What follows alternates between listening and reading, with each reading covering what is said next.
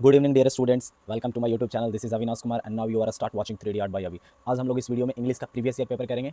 हम लोग 2 video already कर चुके हैं, ये तीसरा वीडियो है और हम लोग इसी सीरीज़ को कंटिन्यू कर रहे हैं। आज हम लोग 20 जनवरी 2023 मैंने पिछले साल जो जनवरी में पेपर हुआ था उसमें जो इंग्लिश पूछा हुआ था उसको हम लोग सोल्यूशन करेंगे। चलिए वीडियो को शुरू करते हैं। आई होप कि आप लोगों ने इसका मॉक लगा लिया होगा। आप लोग मॉक लगाने के बाद सोल्यूशन देख रहे होगे। चलिए कंटिन्यू करते हैं वीडियो को। इसमें हमारा पहला क्वेश्चन है, पहले पेन का कलर को चेंज करने दो। उसके बाद इसमें हमारा पहला क्वेश्चन है कि 4 words have been given and one of those words is correctly spelled. Identify the word which has correctly spelling and mark the correct answer. मैंने चारों में एक जो सही लिखा हुआ है और 3 गलत लिखा हुआ है, तो सही वाले को चुनना है। कॉन्साइंस में साइंस ऐसे नहीं होता, ये गलत है, ये गलत है, ये गलत है, आपका सिर्फ पहला सही हो जाएगा। कॉन्साइंस का मतलब होता है विवेक, इंसान को जो विवेक होता है उसका वही होता है कॉन्साइंस। देखो SCINCE कॉन्साइंस सही लिखा हुआ है। पहला क्वेश्चन बहुत आसान था। हम लोग दूसरे क्वेश्चन पे आते हैं। दूसरा क्वेश्चन लिखा हुआ है reading between the lines. Read between the lines idiom है, इसका मीनिंग आपसे पूछ रहा है। रीड बिटवीन द लाइन्स का मतलब होता है छिपे हुए अर्थों को समझना। बोले तो अंडरस्टैंड द हिडन मीनिंग या understand the implied meaning. Implied का मतलब होता है निहित, जो उसमें अर्थ निहित है उसको समझना। रीड बिटवीन द लाइन्स का मतलब अंडरस्टैंड द हिडन मीनिंग या अंडरस्टैंड द इम्प्लाइड मीनिंग। हमारा नेक्स्ट क्वेश्चन है select the most appropriate synonym of the given words. बोले तो नोविस का सिनोनिम पूछ रहा है। नोविस का मतलब होता है नौसिखिया। नौसिखिया मतलब जो अभी अभी किसी चीज़ों को सीख रहा है। एक्सपर्ट का मतलब होता है निपुण। एडेप्ट का मतलब ये होता है निपुण। निपुण मैंने जिसके पास बहुत ज़्यादा एक्सपीरियंस हो, तो ये तो होगा नहीं, ये भी नहीं होगा। साइलेंट का मतलब होता है शांत, तो ये भी नहीं होगा। बच गया बेगिनर। बेगिनर का मतलब होता है, बेगिन का मतलब है तो शुरू करना, तो बेगिनर का मतलब जो शुरू कर रहा हो, शुरू कर रहा हो मतलब नौसिखिया। नोविस का मतलब भी नौसिखिया और बेगिनर का मतलब भी नौसिखिया। इस पर और भी वर्ड्स लिखा हुआ है, आप लोग पहले उन वर्ड्स को देख लो अच्छे से, उसके बाद हम लोग सेट को आगे कंटिन्यू करेंगे। पहले देखते हैं शब्दों को। पहला वर्ड हमने देखा कॉन्साइंस। कॉन्साइंस का मतलब होता है विवेक। एडेप्ट, एक शब्द होता है एडेप्ट, आप लोग ध्यान से थोड़ा देखना। एक शब्द होता है एडेप्ट, एक शब्द होता है आपका एडॉप्ट। एडॉप्ट का मतलब होता है अपनाना, कोई आपने नहीं बच्चों को अडॉप्ट किया, मैंने बच्चों को अपनाया। अडेप्ट का मतलब होता है एडजस्ट करना। एडजस्ट बोले तो अनुकूल बनाना।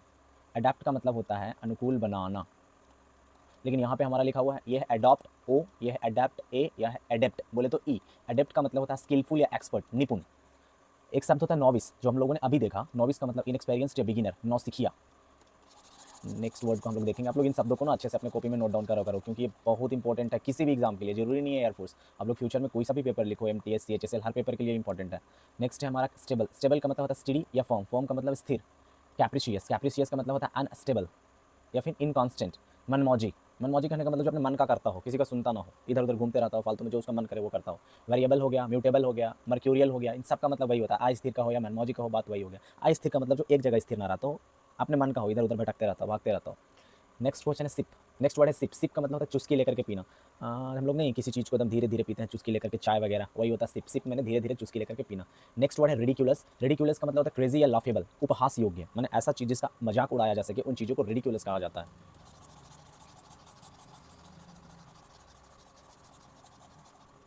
हम लोग आगे बढ़ेंगे थोड़ा। नेक्स्ट वर्ड आप लोग थोड़ा सा ध्यान देना क्योंकि ये ज़्यादा इंपॉर्टेंट है। असेम्ड का मतलब होता है शर्मिंदा होना। एक चीज़ आप लोग याद रखना, असेम्ड हमेशा अपने साथ ऑफ लेता है। ये फिक्स प्रीपोजिशन का क्वेश्चन है, बहुत से एग्जाम में पूछा जा चुका है। असेम्ड अपने साथ हमेशा ऑफ लेता है। असेम्ड ऑफ का मतलब होता है शर्मिंदगी महसूस करना, शर्मिंदगी महसूस करना। नेक्स्ट वर्ड है एक्वायरमेंट। एक्वायरमेंट का मतलब होता है, एक्वायरमेंट का मतलब होता है the action of acquiring something, किसी चीज़ को एक्वायर करने की क्रिया। एक्वायर बोले तो एक्वायर का मतलब होता है किसी चीज़ को अपने कंट्रोल में लेना। तो किसी चीज़ को अपने कंट्रोल में लेना, अपने अधीन करने की क्रिया को क्या कहा जाता है? एक्वायरमेंट। और एक शब्द होता है एक्वायर। एक्वायर का मतलब होता है अधीन करना या अधिग्रहण करना।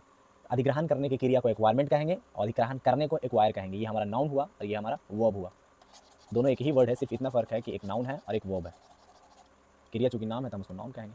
नेक्स्ट वर्ड को हम लोग देखेंगे। नेक्स्ट वर्ड लिखा हुआ है एक्विसेंट। एक्विसेंट का मतलब होता है ready to accept something without protest, मैंने किसी चीज़ को स्वीकार करने के लिए तैयार रहना बिना किसी विरोध के। मैंने कोई होता है ना ऐसा व्यक्ति जो बिना कुछ विरोध किए आप जो कहोगे वो कर दे, वैसे लोगों के एक्विसेंट कहा जाता है। आपसे मतलब कोई, मतलब कहने का मतलब कि कोई आदमी आपसे कुछ करने के लिए कहे, आप बिना विरोध के उसके बातों को मान लो, बिना कुछ कहे मान लो, वही होता है एक्विसेंट।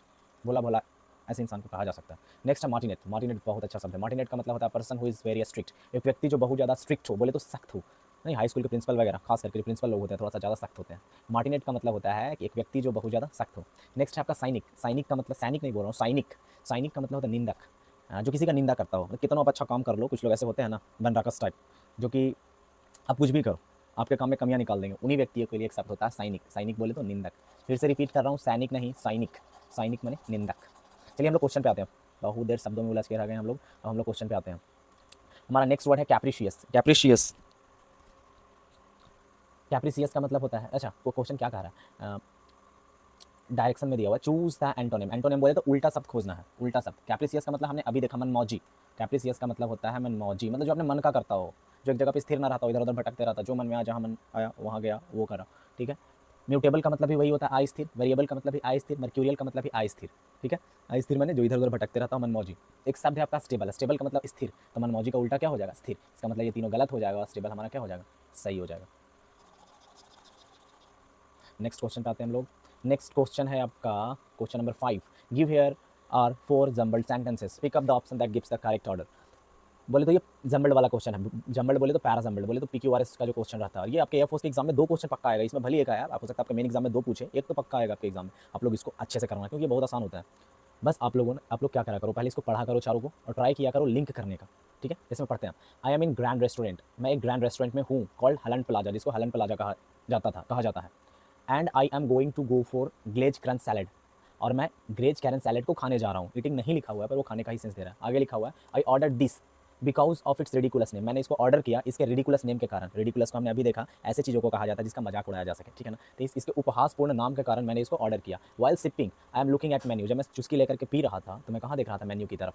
अब आप लोग थोड़ा सा वर्ड्स को लिंक करने का प्रयास करो। अब देखोगे यहाँ पे, and I am going to go for the glaze crunch salad, मैं ग्लेज कैरन सैलेड को खाने जा रहा हूँ। And I order this because of its ridiculous name, मैंने इसको ऑर्डर किया इसके रेडिकुलस नेम के कारण।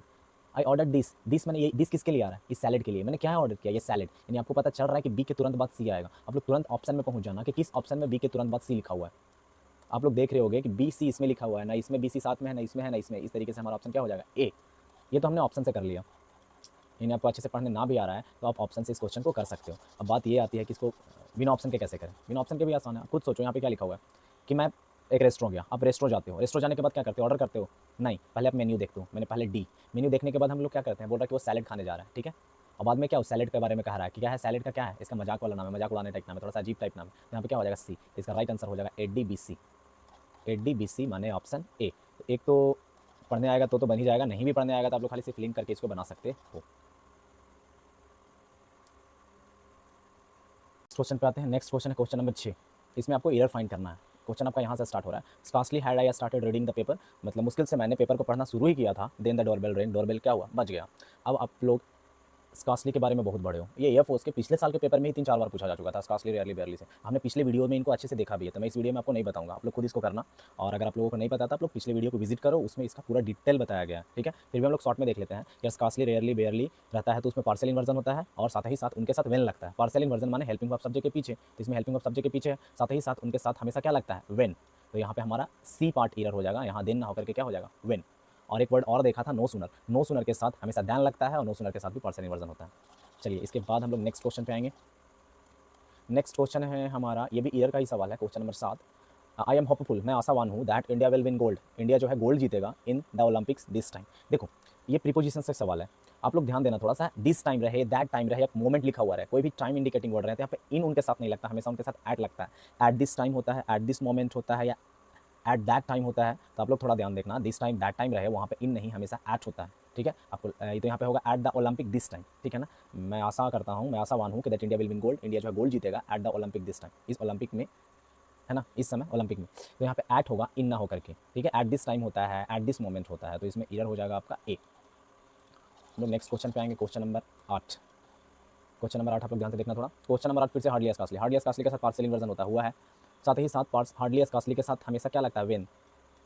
दैन देन नहीं, हमेशा क्या लगता है, वेन। तो यहाँ पे हमारा 2 ईयर हो जाएगा, 2। यहाँ पे वेन होना चाहिए था, पार्शियल इन्वर्जन हो रहा है, इसका मतलब ये सही है। हमारा नेक्स्ट क्वेश्चन है एक्टिव पैसिव का। एक्टिव पैसिव है क्लोज द डोर, और ये आपका एक इंपैरेटिव सेंटेंस है। इंपैरेटिव सेंटेंस किसको कहते हैं, जिसमें ऑर्डर, एडवाइस और रिक्वेस्ट का बोध है, उसको इंपैरेटिव कहेंगे। और इंपैरेटिव सेंटेंसेस में वॉइस बनाने का रूल बिल्कुल बदल जाता है। जैसे में यहाँ क्लोज द डोर, या फिर रहता ओपन द विंडो। आप लोग थोड़ा इसको देखना, ओपन द विंडो ये ऑर्डर है, क्लोज द डोर ये ऑर्डर है। और कभी भी ऑर्डर का बोध हो तो इसको बनाने के लिए हम लोग स्टार्टिंग में लेट लगाते हैं। लेट द, हमारा ये ऑब्जेक्ट सब्जेक्ट के रूप में आ जाएगा, let the window be opened. Let the window, let लगाते हैं शुरू में अपने मन से, उसके बाद ऑब्जेक्ट को सब्जेक्ट के रूप में लिख देते हैं। और आपको पता है वॉइस में जब कन्वर्जन होता है तो कोई सा भी वर्ब का फॉर्म रहा है वो V3 में कन्वर्ट हो जाता है, B प्लस V3 हो जाएगा। उसी तरीके से यहाँ भी करेंगे। Close the door, close the door का हो जाएगा let the door be close. Let object हमारा सब्जेक्ट के रूप में आ जाएगा और B प्लस V3। एक क्वेश्चन मैं लिखता हूँ, उसका आंसर आप लोग ना ऑप्शन में लिख देना। एक लिख रहा हूँ shut the door. Shut the door का आप लोग वॉइस कमेंट बॉक्स में लिख देना, ताकि हमको लगे कि आपको बनाने आ गया है या आप रिवाइज करके आ रहे हो, ठीक है ना। अगर आप लोग को ये समझ में आया तो आप लोग इस शट द डोर का आंसर कमेंट में लिख देना। नेक्स्ट क्वेश्चन है क्वेश्चन नंबर 10। क्वेश्चन नंबर 10 क्या है? Change the following sentences into reported speech and mark the correct option among the given sentences. मतलब डायरेक्ट इनडायरेक्ट का ये क्वेश्चन है, बोले तो वॉइस सॉरी नारेशन का। हम लोग क्वेश्चन पे आएंगे सीधे। वॉइस बनाना, लिखा हुआ I said to him your brother is a brave boy. आपको पता है सेड टू टोल्ड में चेंज होता है। पहले टोल्ड देखो कितने ऑप्शन में है, इसमें आस्क्ड है तो ये गलत हो जाएगा, इंक्वायर्ड है तो ये गलत हो जाएगा, टोल्ड वाला सही होगा। दूसरा बात, इज वाज में कन्वर्ट हो जाएगा तो वाज यहाँ भी है, वाज यहाँ भी है। सेकंड पर्सन ऑब्जेक्ट के अकॉर्डिंग चेंज होता है तो योर हो जाएगा हिज में, हिज इसमें है इसमें नहीं है तो ये भी गलत हो जाएगा, यहाँ पे यूज छोड़ दिया। इस तरीके से हमारा ऑप्शन एक सही हो जाएगा। नारेशन वॉइस आपको एयरफोर्स के एग्जाम में बिल्कुल भी नहीं छोड़ना है, क्योंकि ये फिक्स नंबर है एग्जाम में। एक पैसेज का नंबर, नरेशन वॉइस का नंबर, ये सब भूल के भी मिस मत करना, आप सिलेक्शन से कोसों दूर हो जाओगे आप लोग। नेक्स्ट क्वेश्चन है आपका fill in the blanks. Fill in the blanks ये तो हमने आपको कॉपी में ही लिखवाया है। Yesterday, ago, last week, last month, last year. यदि किसी सेंटेंस के लास्ट में लगता है तो उसमें हमेशा भी टू का प्रयोग किया जाता है। उस हिसाब से हमारा प्रोसेस नहीं होगा, क्रॉस्ड हो जाएगा, ये भी नहीं होगा, ये भी नहीं होगा, क्योंकि इसमें yesterday, last week, last month, last year लगा रहे, उसमें हमेशा भी टू का प्रयोग किया जाता है। भी टू सिर्फ यही है। इस तरीके से इसका आंसर 2 हो जाएगा। हम लोग नेक्स्ट क्वेश्चन पे आएंगे। नेक्स्ट है आपका क्वेश्चन नंबर 12। हाँ 12 आप लोग थोड़ा सा ध्यान से देखना और इसको नोट भी करना। लिखा हुआ है you like it fill the blanks not I will come to your house again this evening. पहला बात आप लोग थोड़ा सा याद रखना कि वेदर के साथ और आता है, वेदर के साथ नोर नहीं आता है। नोर हमेशा नाइदर के साथ आता है, तो ये ऑप्शन तो एकदम गलत हो जाएगा। नोर है तो यहाँ नाइदर होना चाहिए था, ठीक है। वेदर के साथ नोर नहीं, हमेशा और आता है।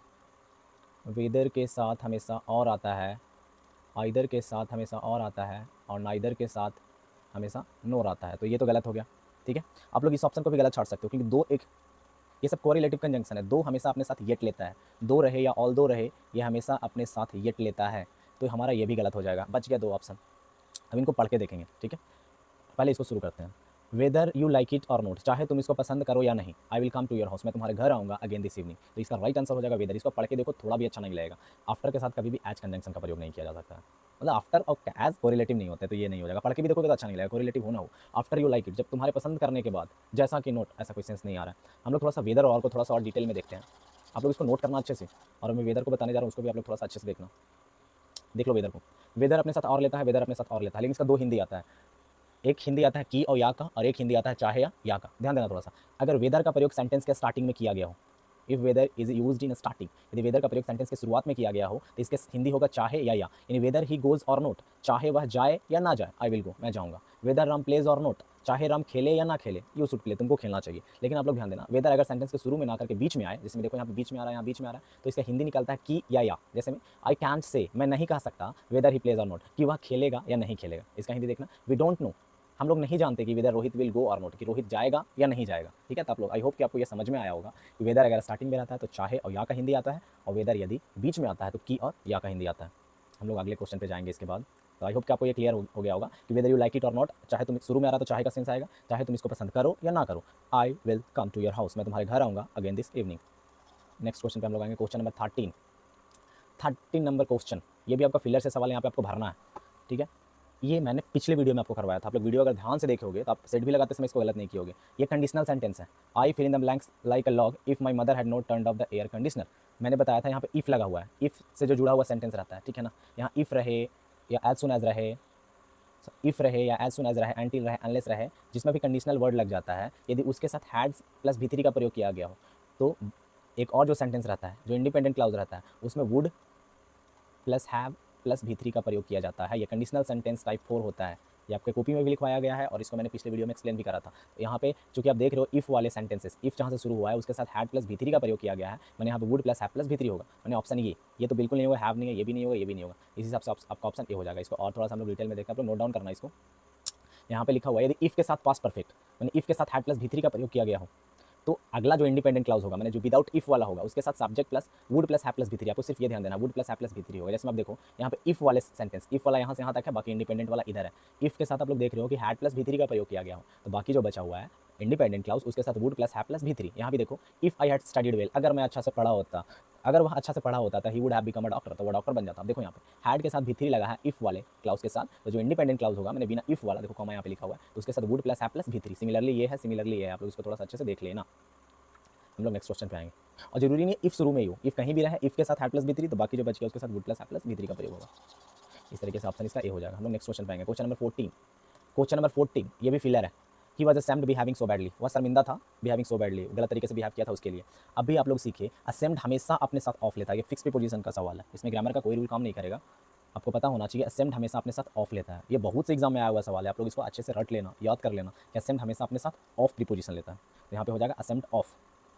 He was सेम्ड of behaving so badly, वो गलत तरीके से बिहेव किया था, इसलिए वो क्या फील कर रहा था, शर्मिंदा महसूस कर रहा था। हम लोग अब नेक्स्ट पेज में आएंगे। Next page and next question. Next question है आपका, what would be the verb form of acquirement. Acquirement अभी हम लोगों ने देखा कि एक्वायरमेंट का मतलब होता है किसी चीज़ को अधीन करने की क्रिया को हम लोग कहते हैं एक्वायरमेंट। एक्वायरमेंट का नाउन फॉर्म हो जाएगा एक्वायर। एल वाई नाउन हो नहीं सकता क्योंकि एल वाई लगता है वो मैक्सिमम एडवर्ब हो जाते हैं, तो ये दोनों तो होगा नहीं, ये भी नहीं होगा, तो हमारा क्या हो जाएगा एक्वायर वर्ब, ठीक है, जिसमें एल वाई लगता है वो लगभग एडवर्ब होता है। एक्वायरमेंट का मतलब होता है किसी चीज़ को अधीन में करने की क्रिया या काम, काम है उस काम का कुछ ना कुछ नाम है, तो क्या हो जाएगा एक्वायरमेंट। और एक्वायर का मतलब होता है अधीन करना या अधिग्रहण करना, तो ये हो जाएगा आपका वर्ब। हम लोग नेक्स्ट क्वेश्चन पे आएंगे। नेक्स्ट क्वेश्चन है आपका, in each of this question choose the option which can be substituted for the given words और सेंटेंस। ये जो सेंटेंस दिया हुआ है उसको सब्स्टिट्यूट कौन करेगा, बोले तो अनेक शब्दों के एक शब्द, वन वर्ड सब्स्टिट्यूशन का सवाल है। यानी a child who stay away from a school, एक व्यक्ति जो स्कूल से स्टे अवे मैंने दूर रहना, एक व्यक्ति जो स्कूल से दूर रहता है बिना छुट्टी के या बिना एक्सप्लेनेशन के, बिना बताए हुए, एक व्यक्ति जो बिना छुट्टी के स्कूल से दूर रहता है या स्कूल से भाग जाता है उसको ट्रूएंट कहा जाता है। सैनिक हम लोगों ने देखा, सैनिक कहा जाता है जो दूसरों को निंदा करता है। मार्टिनेट मैंने एक सख्त व्यक्ति। एक्विसेंट का मतलब होता है जो आसानी से किसी के बातों को मान ले, मैंने कोई कुछ कह दे उसको कर दे, वो होता है एक्विसेंट। ये नहीं हो सकता, ये नहीं हो सकता, ये नहीं हो सकता। ट्रूएंट का मतलब होता है कि एक व्यक्ति जो स्कूल से दूर रहता है बिना छुट्टी के, ठीक है। अब हम लोग नेक्स्ट क्वेश्चन पे आएंगे। नेक्स्ट क्वेश्चन है 17 से 20 और ये है आपका आरसी और आरसी एयरफोर्स एग्जाम के लिए बहुत इंपॉर्टेंट होता है। आई होप ये पैसेज आपको थोड़ा सा तकलीफ दिया होगा क्योंकि थोड़ा सा टफ था। हम लोग ट्राई करते हैं इसको हिंदी करने का, टफ रहा फिर भी आप लोग ट्राई किया करो, क्योंकि टफ क्वेश्चन ट्राई करोगे तो ज़्यादा बेहतर होगा आपके एग्जाम के लिए, क्योंकि कभी कभी एग्जाम में ना ज़्यादा टफ पैसेज आ जाता है, तो टफ पैसेज छोड़ दोगे तो दिक्कत होगा। हम लोग इसको अच्छे से रीड करते हैं उसके बाद इसको कंप्लीट करेंगे, ठीक है। पैसेज रीड करने से पहले इससे जो वर्ड निकला है ना, मैं पहले उन वर्ड्स को आपको पढ़ा देता हूँ, ताकि पैसेज बनाते समय, हालांकि एग्जाम में ऐसा मौका नहीं मिलेगा कि आपको पहले वर्ड्स को पढ़ा दिया जाए, क्योंकि हम लोग सोल्यूशन कर रहे हैं, तो पहले वर्ड्स को देख लेते हैं, क्योंकि आपको वो पता रहेगा तो आपको भी हिंदी करने में थोड़ा आसानी होगा। चलिए हम लोग पहले उसको देखते हैं, कुछ कुछ शब्दों को देखते हैं। जैसे एक शब्द होता है ब्रिंगिंग अप, एक फ्रेज है, आप लोग इसको ना अच्छे से लिखा करो, सच बता रहा हूँ बहुत इंपॉर्टेंट होता है ये सब, आने वाले एग्जाम्स के लिए बहुत जरूरी है ये। ब्रिंगिंग अप, ब्रिंगिंग अप का मतलब होता है टू केयर फॉर या and educate the child. Bringing up का मतलब होता है ना कि बच्चों का देखभाल करना या उनको शिक्षा देना।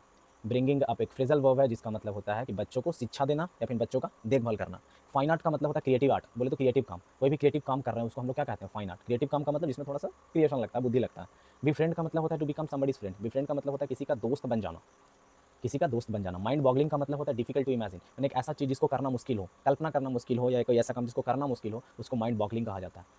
सर्काडियन रिदम, सर्काडियन रिदम बहुत इंपॉर्टेंट वर्ड है, ये आपको डिक्शनरी में भी खोजने से बहुत मुश्किल से मिलेगा। सर्काडियन रिदम का मतलब होता है it is the body's natural 24 hour circle of physical, mental and behavior changes, behavioral changes. निकालने का मतलब हम लोग के फिजिकल, मेंटल और बिहेवियरल जो चेंजेस होते हैं 24 घंटा के दौरान, हर 24 घंटा के दौरान जो हमारा फिजिकल स्ट्रक्चर में चेंज होता है, मेंटली चेंज होता है, या फिर बिहेवियरल जो चेंज होता है उसी को कहा जाता है सर्केडियन रिदम। सर्काडियन रिदम कहने का मतलब कि 24 घंटा में हमारे शरीर में जो जो तरह बदलाव होता है उसी को कहा जाता है सर्काडियन रिदम। नेक्स्ट होता है टैबू, टैबू का मतलब होता है निषेध या मनाही, निषेध या मनाही, प्रोहिबिशन, इनिबिशन, प्रोविडेंस, सबका मतलब होता है टैबू। फेरी का मतलब होता है परी। अकिन, अकिन सबको आप लोग ध्यान देना, अकिन का मतलब होता है सिमिलर, सिमिलर बोले तो सदृश्य या समान, अकिन माने सिमिलर या सदृश्य समान।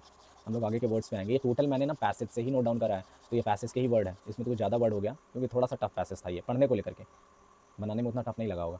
नेक्स्ट है वारफेयर, वारफेयर का मतलब होता है वार या बैटल, युद्ध, वारफेयर का मतलब होता है वार या बैटल, युद्ध। नेक्स्ट है ग्योरिला, ग्योरिला का मतलब होता है member of a small military group, छोटा सा मिलिट्री ग्रुप के सदस्यों को क्या कहा जाता है, ग्योरिला, मैंने छोटे छोटे जो मिलिट्री ग्रुप होते हैं ना उसी को कहा जाता है ग्योरिला। टैकल का मतलब होता है निपटाना किसी चीज़ को, ना बोलते हैं कैसे प्रॉब्लम से टैकल करें, मैंने कैसे प्रॉब्लम से निपटे।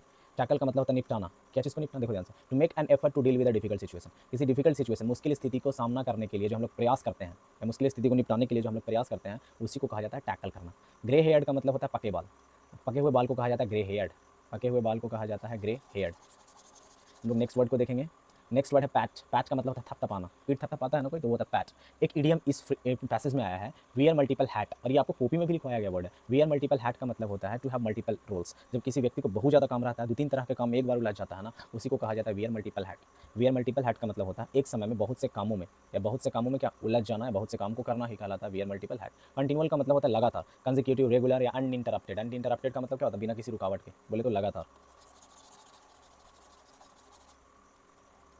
नेक्स्ट है आपका इरेगुलर, इरेगुलर का मतलब होता है अनियमित, अनियमित बोले तो ओकेजनल मैंने कभी कभी। एक है आपका अनस्टीडी, अनस्टीडी का मतलब होता है अस्थिर, अस्थिर बोले वही वाला कैप्रिशियस वाला जो स्थिर ना रहता हूँ, इधर उधर भटकते रहता हूँ। चलिए हम लोग अब पैसेज पे आएंगे।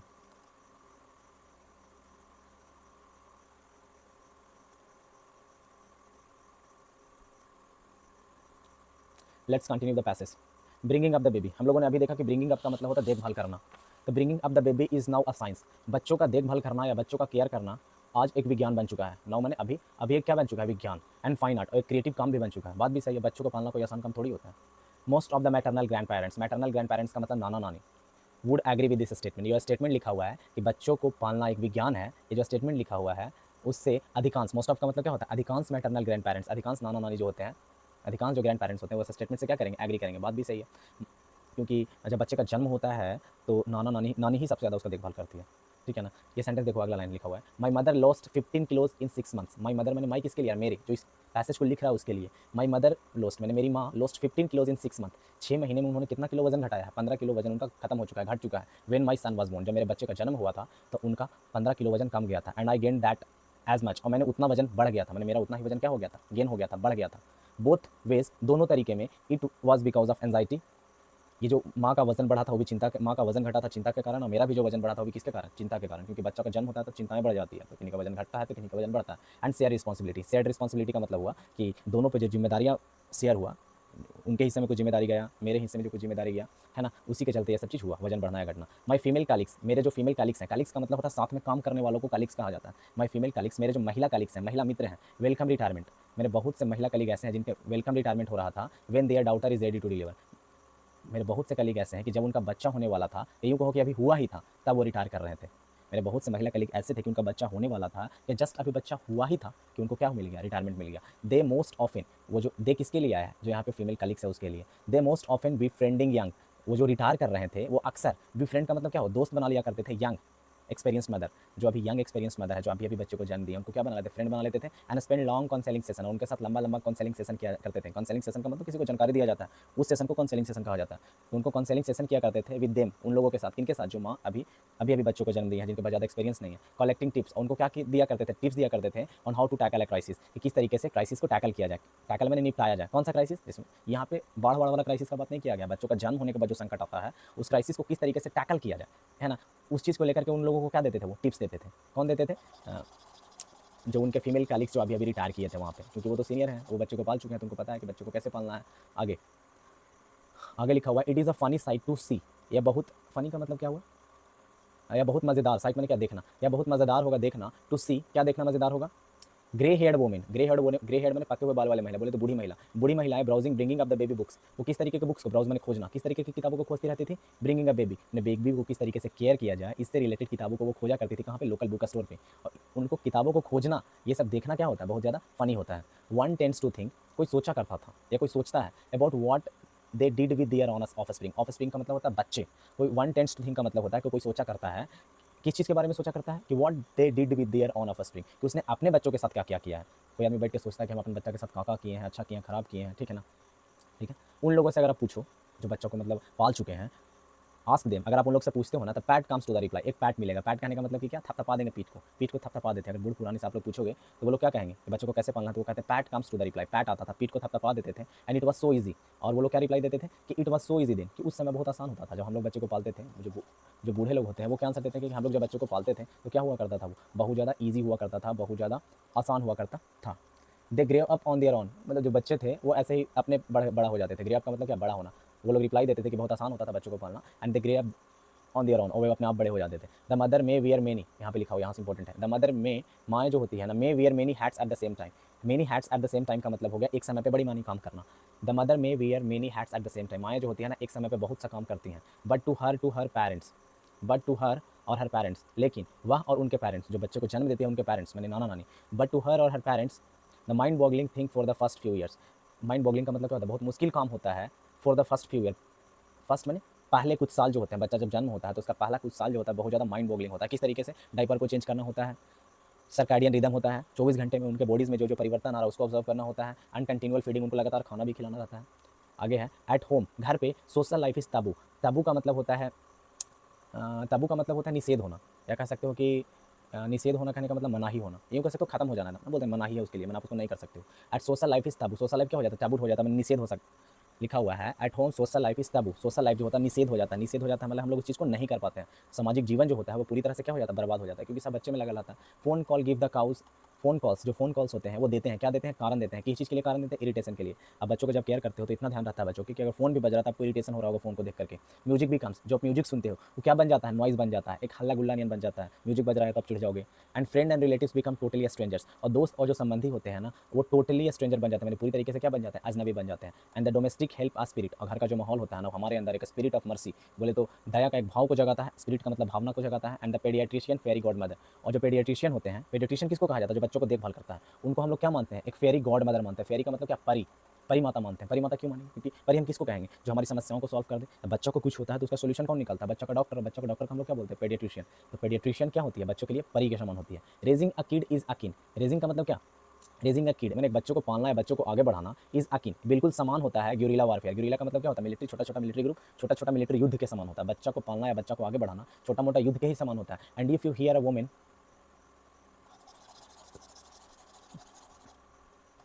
आगे लिखा हुआ है कि if you here a women, अगर आप सुनते हो, हियर मैंने अगर आप सुनते हो एक महिला को कहते हुए, क्या कहते हुए, हर बेबी, अपने बच्चे को क्या कहते हुए, इज़ अ ब्यूटीफुल, सुंदर कहते हुए या परफेक्ट कहते हुए या एंजल कहते हुए, हर समय अगर आप किसी महिला को अपने बच्चों को हर समय सुंदर, परफेक्ट या एंजल कहते हुए सुनते हो, इसका मतलब आप लोग समझ जाना सी इज़ द ग्रैंड माँ, उसकी क्या होगी, ग्रैंड माँ, नानी, क्योंकि नानी ही बच्चों को प्यार से एंजल या सुंदर वगैरह ऐसे शब्दों का प्रयोग करते रहती है। पैसेज थोड़ा सा टफ था और मैं पहले भी बता चुका हूँ कि पैसेज को सॉल्व करने के लिए बिल्कुल ज़रूरी नहीं है कि हमको पूरा अच्छे से हिंदी आए, ठीक है ना, हम लोग को जितना आया उतना सही बनाते हैं, ताकि मैंने ट्राई किया कि आपको पैसेज को अच्छे से समझा दिया जाए। पहला क्वेश्चन है what is the main topic discuss in the passage, इस पैसेज में मेन टॉपिक क्या डिस्कस किया गया, आपको भी पता है बच्चों का देखभाल कैसे किया जाना वो डिस्कस किया गया है ना। बच्चे को जब बड़े होते हैं पालने में क्या क्या डिफिकल्टीज आती हैं उनके बारे में बताया गया है। चलिए हम लोग देखते हैं, पहले पहला लिखा हुआ raising a child can not be a science, बच्चों को आगे बढ़ाना साइंस नहीं है, बिल्कुल गलत। इसमें तो कहा गया है कि बच्चों को आगे बढ़ाना एक साइंस ही है। The challenges and the responsibility raising a baby, हाँ, बच्चे को रेज करने में, बच्चे को आगे बढ़ाने में, बच्चे को पालने में क्या क्या जिम्मेदारियां होती हैं, क्या क्या चैलेंजेस होती है, उसी के बारे में पैसेज में कहा गया है। ये सही है। Parents can provide their children the best possibility start in life, जीवन के शुरुआत में best possible, parents can their children the best possible start, हर संभव मतलब बेस्ट कहने का मतलब सबसे अच्छा शुरुआत देते हैं पेरेंट्स को, ऐसा पैसेज में कहीं नहीं कहा गया। Creative and intuition problem solving finding solution to difficult situation का सॉल्यूशन फाइंड करने के लिए इसमें कहा गया, बिल्कुल नहीं, ऐसा बिल्कुल नहीं कहा गया। इसमें बताया गया है कि बच्चों को पालने में क्या क्या चैलेंजेस आती हैं और क्या क्या रिस्पॉन्सिबिलिटीज आती हैं उनके बारे में। तो इस हिसाब से हमारा 17 का ऑप्शन 2 हो जाएगा। लोग नेक्स्ट क्वेश्चन पे आएंगे। नेक्स्ट है आपका क्वेश्चन नंबर 18। क्वेश्चन नंबर 18 में कहा रहा है synonym of the continual, continual का मतलब होता है लगातार, ठीक है ना, लगातार। इसका सिनोनिम बोल रहा है, इरेगुलर तो नहीं होगा क्योंकि इरेगुलर का मतलब हो गया अनियमित, लगातार नहीं, रुक रुक के। ओकेजनल का मतलब ये होता है कभी कभार, ठीक है ना, यानी रुक रुक के, जो हमेशा नहीं होता। अनस्टडी का मतलब आहिस्ते, तो ये सब तो बिल्कुल नहीं होगा। कंटिन्यूअल का मतलब होता है लगातार, मैंने बिना कोई इंटरप्शन के, तो इसका राइट आंसर हो जाएगा अनइंटरप्टेड। इंटरप्ट का मतलब होता है हस्तक्षेप, और अनइंटरप्टेड का मतलब बिना किसी हस्तक्षेप के, मैंने लगातार। तो कंटिन्यूअल का मतलब भी लगातार और अनइंटरप्टेड का मतलब भी लगातार, तो ये सही हो जाएगा, बाकी ये तीनों गलत हो जाएंगे। हम लोग नेक्स्ट क्वेश्चन पे आएंगे। सेकंड लास्ट क्वेश्चन है आपके पैकेज का, ये सेट का, ये क्वेश्चन नंबर 19। क्वेश्चन नंबर 19 कह रहा है कि how do maternal grand parents often handle the challenges raising a baby, बच्चे को जब वो आगे बढ़ाते हैं तो वो किस तरीके से चैलेंजेस को हैंडल करते हैं। देखते हैं पहला ऑप्शन क्या लिखा हुआ। पहला ऑप्शन लिखा हुआ है maternal grand parents hardly provide emotional support. Maternal grand parents जो होते हैं, मैंने नाना नानी जो होते हैं, मुश्किल से सपोर्ट प्रोवाइड करते हैं, नहीं, सबसे ज़्यादा तो वही प्रोवाइड करते हैं। By adjusting to new routine, routine और शेड्यूल का तो बात ही नहीं किया गया। बिफ्रेंडिंग, हाँ, कैसे ग्रैंड पेरेंट्स हेल्प करते हैं, बाई फ्रेंड बिफ्रेंडिंग यंग, वो यंग जो होते हैं माता, यंग जो माताएं होती हैं उनके साथ फ्रेंड की तरह बिहेव करती हैं, ठीक है ना। स्पेंडिंग लॉन्ग काउंसलिंग सेशन, उनके साथ लंबे लंबे काउंसलिंग वाले सेशन करते हैं, उनको टिप्स देते हैं, ये सही हो जाएगा। By balancing their own needs desires, यहाँ पे डिज़ायर वगैरह का कोई बात नहीं किया गया, चौथा भी गलत ही हो जाएगा। तो इस हिसाब से हमारा राइट आंसर हो जाएगा ऑप्शन 3। 3 क्यों सही होगा, क्योंकि किस तरीके से ग्रैंड पेरेंट्स बच्चे को आगे बढ़ने में मदद करते हैं। तो कैसे मदद करते हैं, यंग माताओं को दोस्त बन करके लंबे लंबे काउंसलिंग सेशन करते हैं कि किस तरीके से बच्चों को बढ़ाया जाना चाहिए। आपके पैसेज में लिखा हुआ, आप लोग पैसेज को अच्छे से रीड करना, इसका राइट आंसर सी हो जाएगा। हम लोग आगे आते हैं क्वेश्चन नंबर 20 पे। 20 लिखा हुआ है what does author say about a woman who always says that her baby is a beautiful perfect और एंजल। अच्छा तो परफेक्ट, एंजल और ब्यूटीफुल अपने बच्चे को कौन कहता है, तो हमेशा ग्रैंड माँ कहती है। The woman always says beautiful perfect angel, she is mother, नहीं, माँ नहीं होती है वो, बेटी ही बेटी को कहती है, नहीं। ग्रैंड डॉटर नहीं। आप लोग लास्ट वाला देखना, लास्ट में लिखा हुआ है कि woman always says that her baby is beautiful perfect and angel, she is grand माँ। हाँ, ग्रैंड माँ माने नानी ही होती है, जो अपने जो बच्ची को क्या कहती है, एंजल कहा के बुलाते हैं, ब्यूटीफुल कहा के बुलाते हो, यहाँ से लिया हुआ, आप लोग पैसेज को देखना, इसका राइट आंसर हो जाएगा 4। इस तरीके से हम लोगों ने इस सेट को कंप्लीट कर लिया। अब हम लोग नेक्स्ट वीडियो में मिलेंगे नेक्स्ट सेट के साथ। आई होप कि आपको सोल्यूशन समझ में आया होगा। अगर आपको वीडियो अच्छा लगा, थोड़ा भी अच्छा लगा तो कमेंट कर दिया करो। तो आप लोग को वीडियो अच्छा लगता है तो वीडियो को लाइक किया करो, चैनल को सब्सक्राइब कर दो, और कमेंट में कुछ लिखने में क्या जाता है, कमेंट में लिखो ना लिखो, कम से कम लाइक तो कर दिया करो। और लाइक करते हो या कमेंट में कुछ लिखते हो तो अगला वीडियो बनाने का मोटिवेशन मिलता है। अगला वीडियो क्यों नहीं आया, आज मैं वीडियो डाल रहा हूँ बहुत लेट वीडियो डालने का सबसे बड़ा कारण है कि आप लोग कुछ कमेंट नहीं करते हो कि वीडियो कैसा है, कुछ रिस्पॉन्स नहीं देते हो। तो हमको लगता है आप लोग नहीं पढ़ रहे हो तो वीडियो लेट आता है। आप लोग कमेंट किया करो, लाइक किया करो, तो हमको लगेगा कि आप लोग वीडियो को देख रहे हो। क्योंकि मैं जब मेहनत कर रहा हूँ, आप लोग मेहनत नहीं करोगे तो कैसे होगा। मैं आप लोगों के लिए मेहनत कर रहा हूँ और आप लोग की वीडियो को ही नहीं देखोगे तो फिर कैसे होगा। तो फिर मेरा मेहनत करने का क्या मतलब। लाइक कर दिया करो, कमेंट कर दिया करो, ताकि मैंने जो आपसे कहा है कि मैं 15 वीडियो का लेक्चर अपलोड करूँगा, टोटल 15 सेट का सोल्यूशन प्रीवियस ईयर, तो मैं इस चीज़ को कंटिन्यू कर सकूँ। वो मोटिवेशन आएगा कहाँ से, जब आप वीडियो को लाइक करोगे, शेयर करोगे, सब्सक्राइब करोगे, या कमेंट कम से कम कमेंट कर दिया करो। एक थोड़ा सा टाइप करने में क्या जाता है। ठीक है, चलिए ठीक है, वीडियो अच्छा लगा तो कमेंट करना, ना लगे तो मत करना। आप लोग करो ना करो, हम लोग नेक्स्ट वीडियो में मिलेंगे। तब तक के लिए bye, good night and thank you.